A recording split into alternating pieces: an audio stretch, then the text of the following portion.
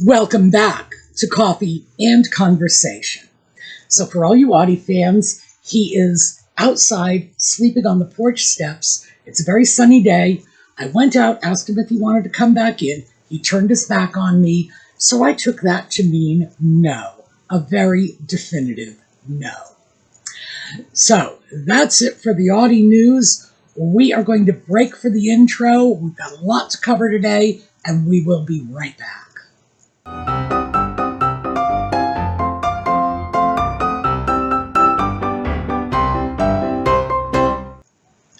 So, we are going to take a look at my shoe care supplies today.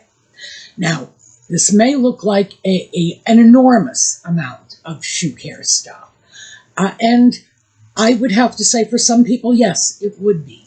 But if a dandified gentleman were taking a look at this, they might question how I'm getting by on so little. So it all depends on your perspective. Now, I have filmed this section in advance because I wanted to be able to spread out a little.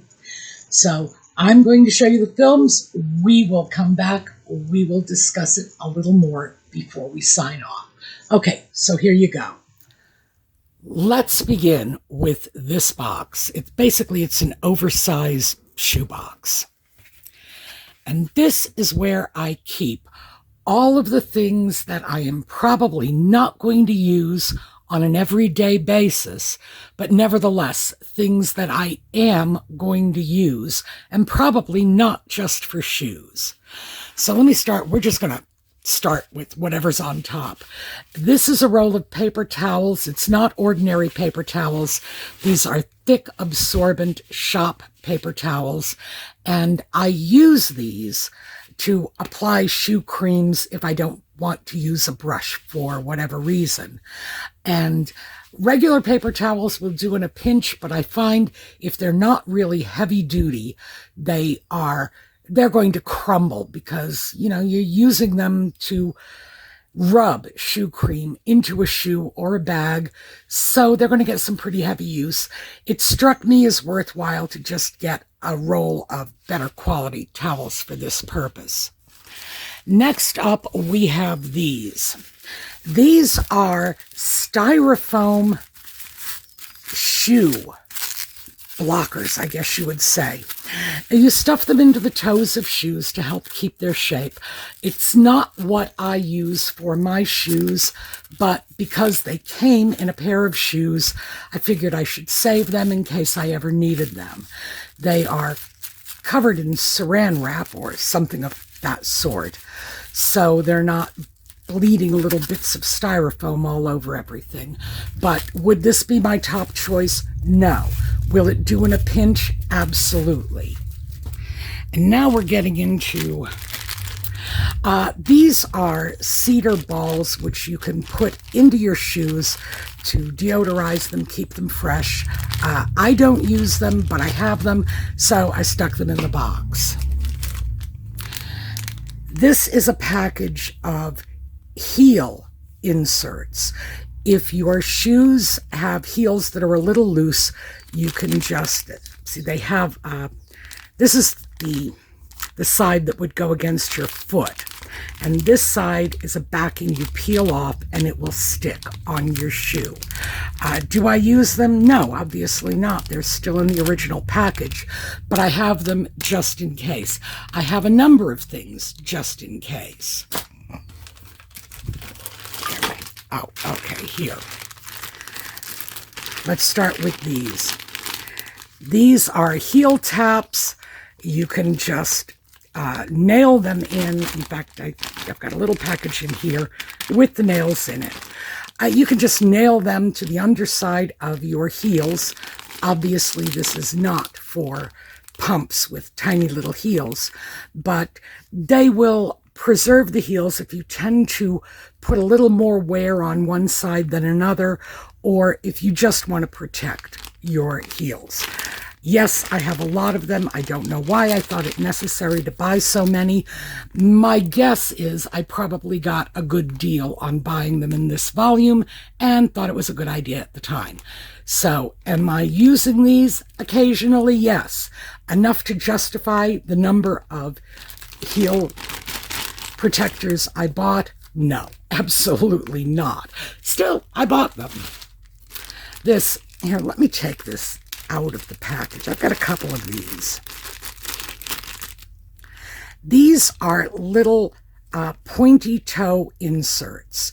If you have a pair of pointy-toed shoes and your foot tends to slide down into that toe, you can just pop this in. You see it has little indentations for your little toes, and it will keep your toes back in the shoe so that the ball of your foot is resting in the proper place. I got these several years ago. I do not favor that style of shoe, but that style of shoe was the height of fashion for a long time, so it seemed prudent for me to get a few of these, and I've never used them. So this is something I could probably simply throw away. Maybe I will. Okay, I know what these are. These are little bunion attachments that go on a shoe stretcher. I will show you a shoe stretcher later, so I'm going to set these aside for a moment. This is very much like those heel inserts that I showed you earlier, and these go into the upper section of the shoe. So here's your foot, here's the shoe, and if you want a little cushioning between the top of your foot and the bottom of the upper portion of the vamp of your shoe, that's what these are for. These are primarily used for things like lace-up shoes, Oxfords, Darbys, whatever. And because I do wear that style of shoe, it struck me as useful to have them on hand. They were not very expensive, so I got them. Are they something I use every day? Oh, no. Oh. Now, this is something I not only use for shoes, I use it for all kinds of things. These are silica gel packets. Every single pair of my shoes is in its own shoebox with its own toe stuffer or shoe tree, depending on the type of shoe it is, and its own silica gel packet, because moisture is one of the great enemies of your shoes. And of course, I have a lot of them, so I can use them for other things too. This is not food-grade silica gel, so I would not throw this in a tin of rice or something and hope that it would keep the moisture out. I'm sure it would, but I'm equally sure it wouldn't be the safest thing in the world to do. Now, this is another pair of those toe stuffers. These are a spare pair of lacings for my winter boots. And of course, the reason they're in there is so I don't lose them. And the reason I have to keep an extra pair of lacings is boot lacings are longer than regular lacings. And if you break a pair of boot laces, you're not going to be able to just run off to the drugstore and easily find another pair. You're going to want something that will actually be long enough to lace up your boots. So, this. Now these are two pair of, I would say they are low-end shoe trees. I don't use them for that purpose. Obviously, you stuff the toe in here, and because this metal rod bends, you just pop this heel block into the heel of the shoe. What it does, please note, is because of that bend, it provides a very neat little handle for picking up your shoes. And I will show you when I dig out some shoes to demonstrate some of this stuff. But that's what I have these for. So even though technically they are shoe trees, they're pretty much low-end shoe trees, and I use them as shoe handles. These are the inserts that came out of the pair of running shoes I am currently using. I put my own inserts in and take the factory inserts out. When I have worn those running shoes to the point where I really think I need to retire them, I will clean them up, put the original inserts back in them, and donate them.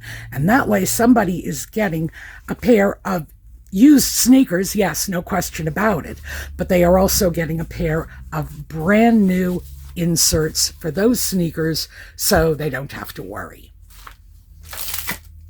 Okay, now this. As I mentioned, all of my shoes have their own little shoe box, and so I have these, which are tag holders. You simply peel off the back label, slap this on the box, and it will hold a label on the front of your shoebox. And some of my shoe boxes do not come with their own label holders, or if they do, the label holder is too small for my purposes. So yes, I keep extras, and this is where they live. Now, let me move this around so you can see. Down here I have 5 cans of waterproofer and protectors. 2 of them are Saphir, which is the Lala brand, but I have Scotchgard, I believe that's Tarago, and that is like, I don't know, Apple Hill something or other. It got good reviews, which is why I purchased it. I have a number of these because about half of my shoes and about half of my handbags are suede. So I need this. Do I need 5 cans of it? No, I really don't. But usually when I find a good brand or a well-reviewed brand, I will grab a can just to try it out and see if I like it. And I figure eventually I'm going to use them anyway. But is this a bit of overkill? Oh, yeah. Now, these are other Saphir products. This is a cleaner, and it is really good for suede. And as I mentioned, half my shoes, half my handbags are suede. So do I need something like this? Yes, absolutely. Did I have to get the Saphir brand? No, I did not, because this is a Chi-Chi brand, and most of what you're paying for when you buy this particular product is going to be that fabulous sapphire label.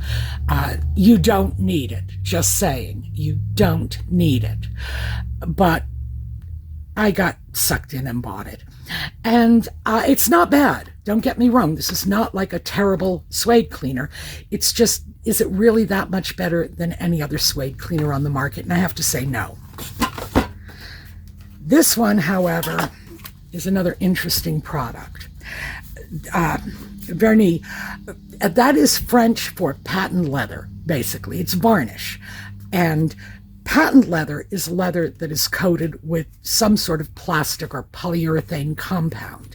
That's what gives it that very bright, glossy, permanent shine. So you don't really use a regular leather cleaner on patent leather. I don't have patent leather shoes. I will talk about that later. I do have a couple of patent leather bags, so I need the cleaner. So yeah, it's just, what can I say? I feel sort of foolish having bought such an expensive one. On the other hand, I don't think anyone else really makes a good patent leather conditioner. So yeah, I got what was available. And, the little heel protectors. This is a package of nails for the heel protectors, which should probably go in that other baggie.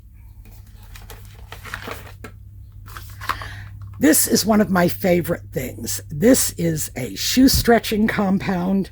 It's from Foot Matters, which is, this is a good brand.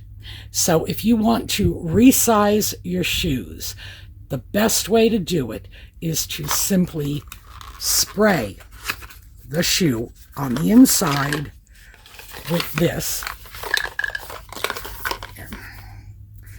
and then stretch it out. So, oh, and by the way, notice the bottle is much shorter than the box it came in, and that's because it has little spray attachments inside. Okay, so we're going to break for a moment, go on to something else, because this, as you can see, is the contents of the box. So we started off with what I am going to sort of casually call shoe adjacent products. This one, 100% a shoe product. This is a shoe stretcher. And remember those little plastic knobs? They would go into areas like this on the shoe stretcher if there are areas of your feet that you really need to stretch out a little more than perhaps others. People with bunions or any sort of unusual shape to their feet will use that. I don't have any issues like that, so I don't use them, but I keep them just in case.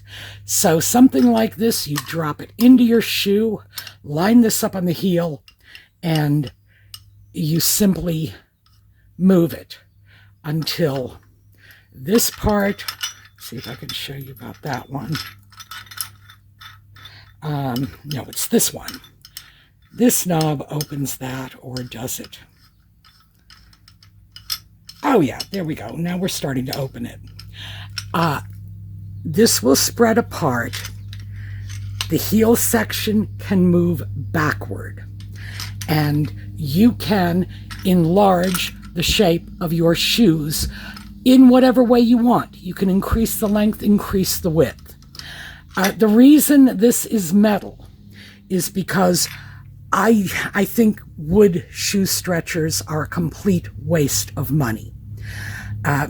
I don't need two of them because I can do one shoe at a time, and this was not cheap.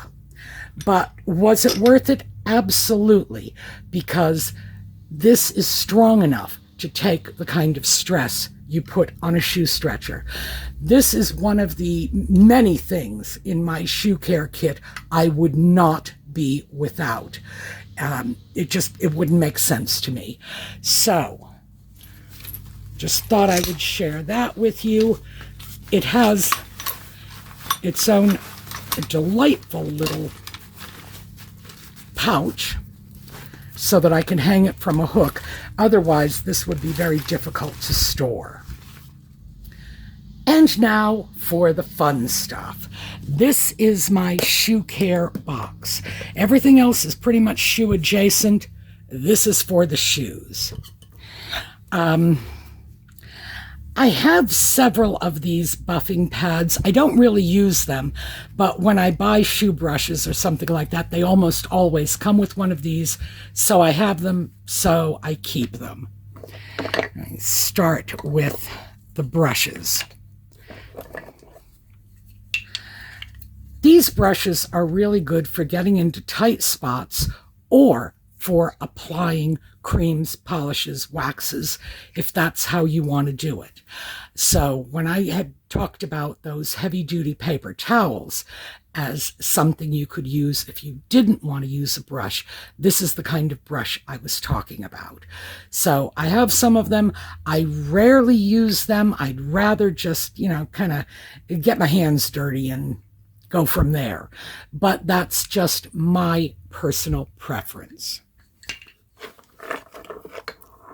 These are my brushes. I've had them for a while. This one is for brown polishes. Well, browns and reds. And this one is for black, navy, anything darker. I think it's a good idea to keep separate brushes if you're going to use a variety of shoe colors. I suppose for most men, they just need a black and a brown. Because I am not male and we wear all kinds of different colors as women, this is sort of my lighter colors. This is my darker colors. And that is what I use to get a nice shine on the shoes. And that's why I don't use the buffing cloths. Now this stuff, got a whole bunch of it in here.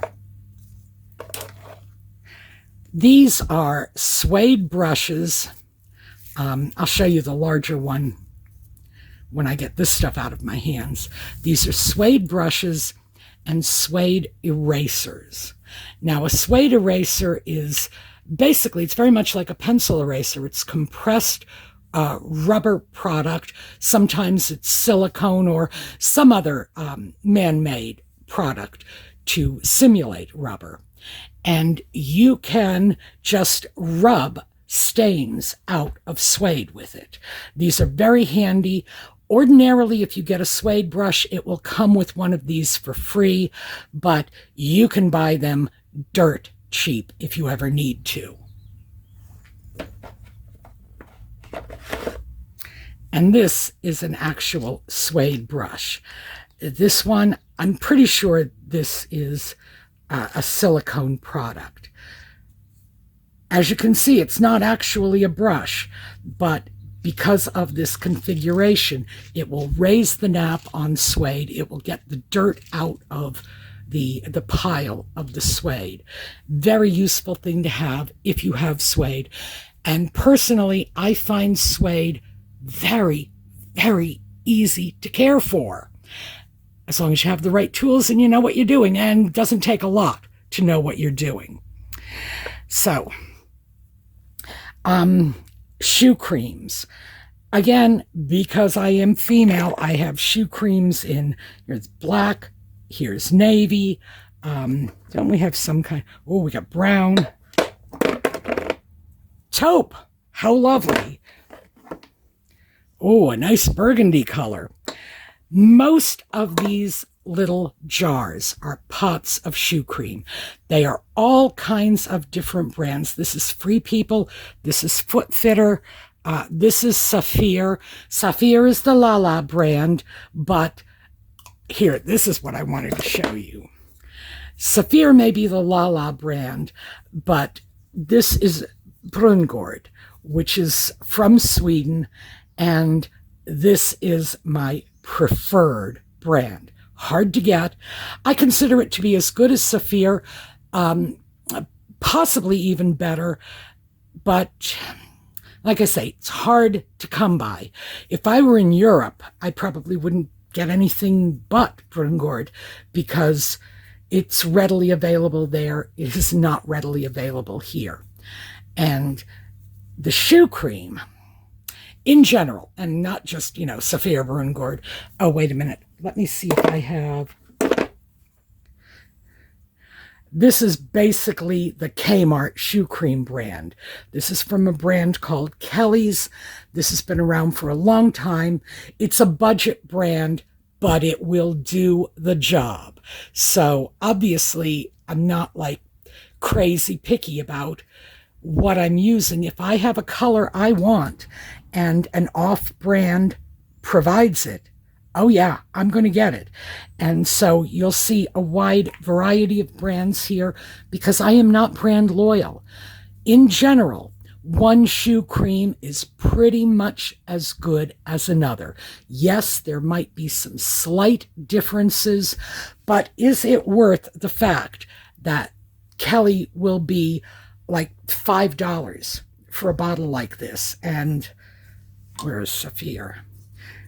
Basically, you're talking the same size, $5, $25. So, you're paying for the name, basically. So in addition to the colored creams, I have neutral creams. I don't wear white shoes, so any cream in here that you see that appears to be white, no, actually it's a neutral. It just has no color at all. And I do have a number of different brands. Well, these are both Saphir, but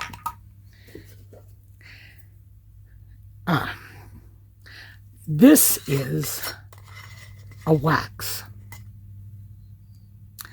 And this is the Saphir brand. It is not the only brand of wax I have. Let's start with this one. This is, this is a saddle soap. I'm sorry, this is a cleaner. And Yep, I've used that one. This is a cleaner, not Saphir. I went with a British brand for this because I figure those old British country gents know as much as you need to know about cleaning saddles. So I am fine with this. This is a neutral shoe polish. Lincoln, one of the least expensive brands you can get today.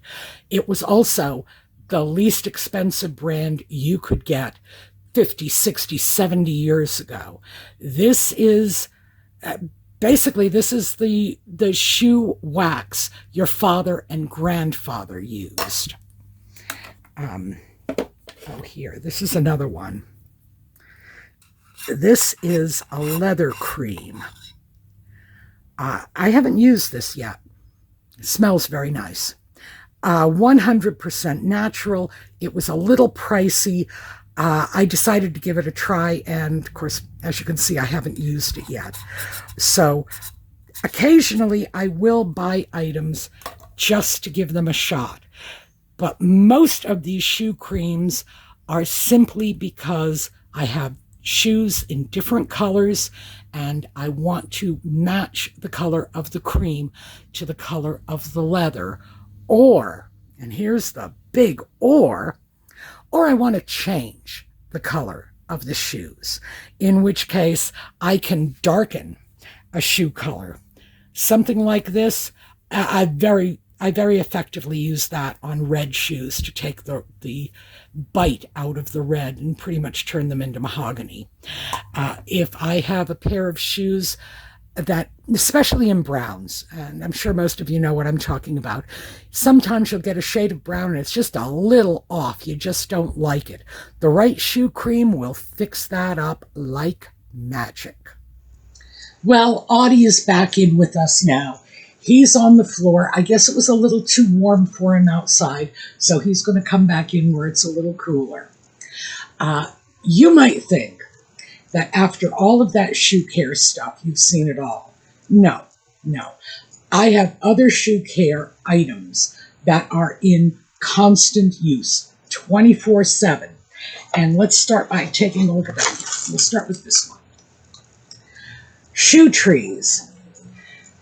All of my shoes of this sort, which is to say structured shoes, have shoe trees. That's a tight fit.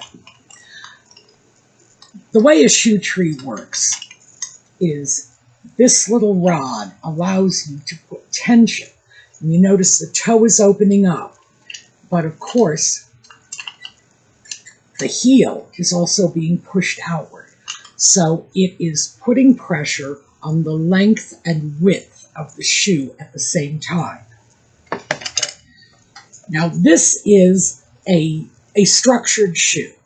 You can see there's movement in here because there has to be. It's going on your foot, but not a lot. You couldn't curl this shoe up and stick it in your pocket, for example. So this is the kind of shoe that you would put a shoe tree in. And, well, obviously the kind of shoe I do put a shoe tree in because I want to maintain the shape, especially since a lot of my shoes will stay in their little boxes on their little shelf for a while.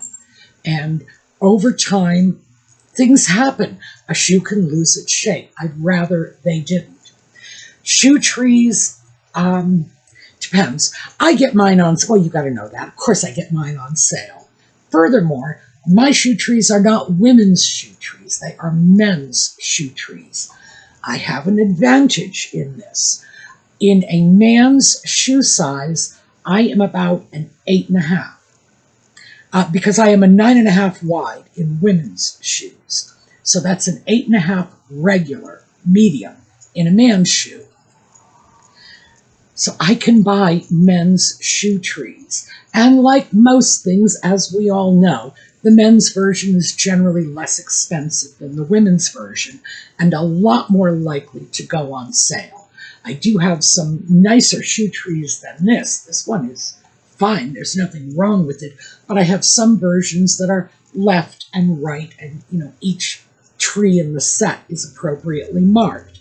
But these are good shoe trees. They will do just fine. They are cedar, and cedar has insecticide properties. It will absorb any moisture from the shoe, and so I don't have to worry about them. I can put them in a box and leave them there and not feel the need to dig them out and check every now and then. Well, you should do that anyway. This, however, let me show you the shoe first. This looks like a Belgian loafer because that's the style of it. It's actually a moccasin. I probably could fold this up and stick it in my pocket. See that complete lack of structure in the back. So this is the kind of shoe tree, if you will. It's not really a shoe tree. I consider it a toe insert that I will use on shoes like this. I just stuff it up into the toe, and it is maintaining the shape of the toe, which I want to do. That's, by the way, that's important with loafers. Get that toe shape the way you want it, because if you're not careful, boy, they can get wonky really quickly. Meanwhile, there's no pressure on the back, because if I put a shoe tree in this, it would distort the shape of the shoe. The shoe is not strong enough to withstand that tension, and it would just start stretching out. Over time, moccasins will stretch out, but if I stuck shoe trees in them, left them like that 24/7 for a month, they would probably be 2 sizes too big for me at the end.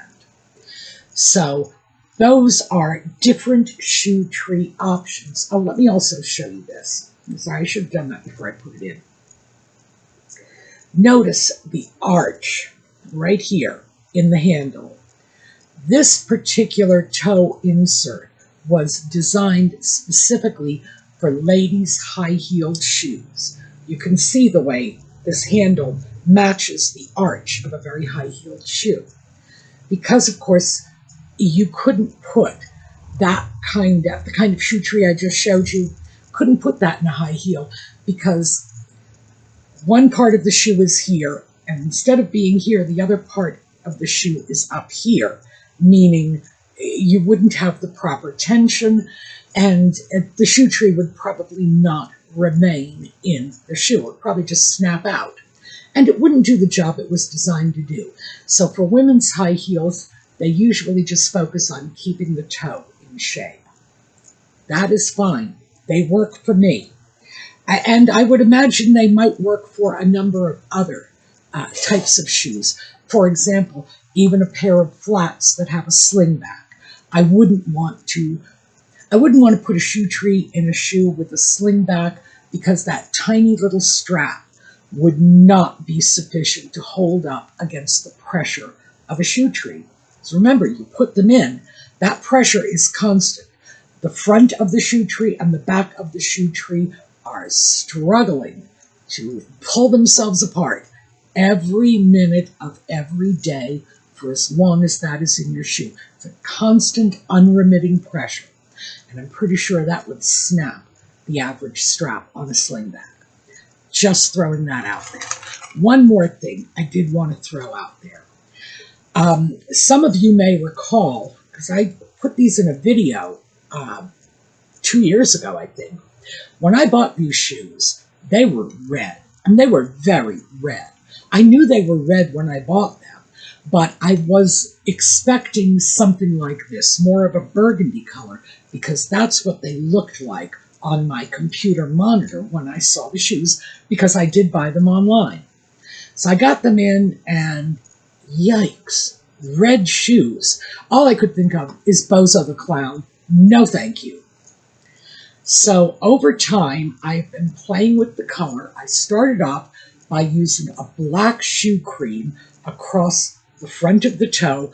This is a technique I've picked up specifically on men's shoe care channels on YouTube, when they have dyed shoes and put patina on them. Did the same thing in the back, because that is how they put the patina on a man's shoe.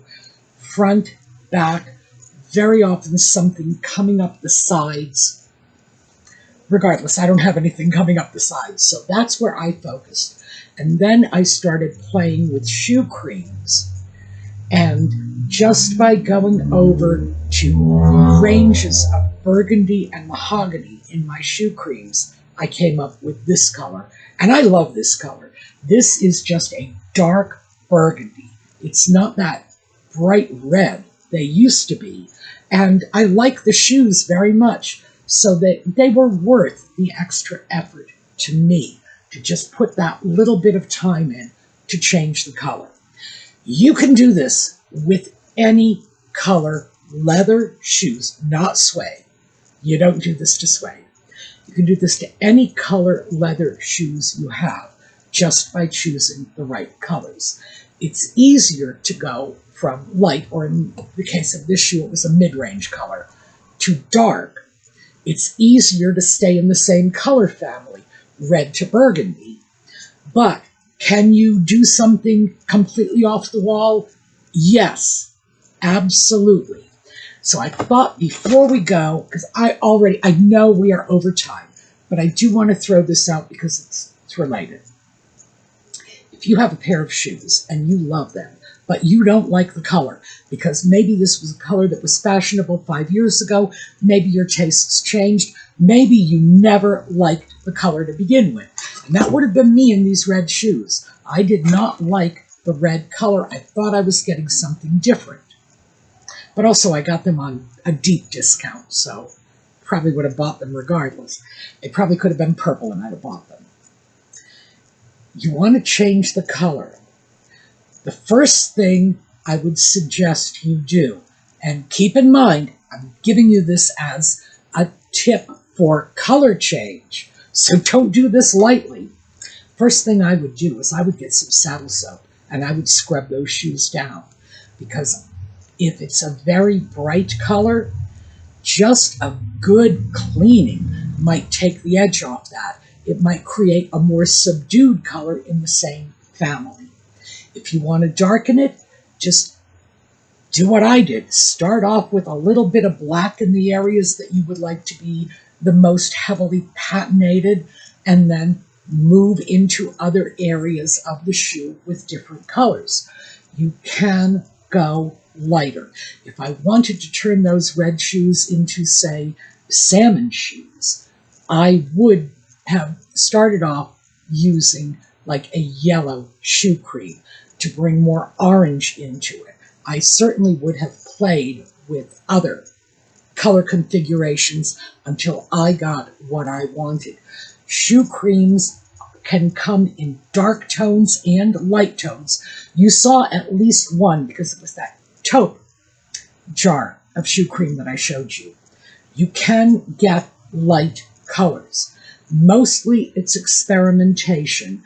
And in the case of these shoes, what I did was I just did it little by little so that I would know when to stop, because that's kind of my problem, not knowing when enough is enough. It worked out very well.